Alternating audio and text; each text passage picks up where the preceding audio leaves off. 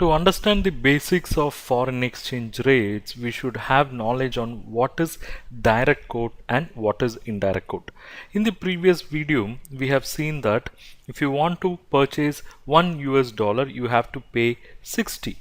That is, it is expressed as rupees per dollar is equal to 60.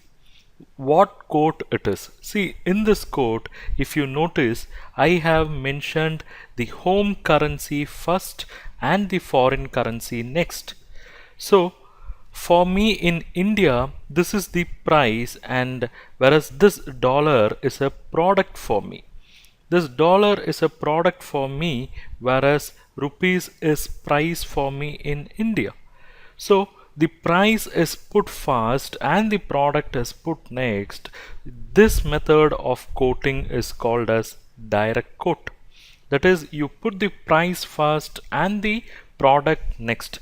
Say for example, you go to a shop and you ask for price of say 10 books, and the shopkeeper tells you the price of 10 books is 100 rupees. So he would say it is rupees 100 for 10 books.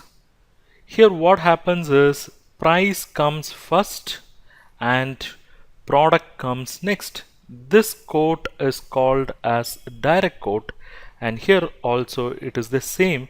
That is, you pay importance to your home currency. I mean, you express the price first and then you express the product. In these kinds of quotes, the price would keep on be changing. It may go up on one day, it may come down on another day, whereas the product is going to remain constant. It is always equal because you are expressing price per product. So product is going to remain same, whereas the price level will go up and come down.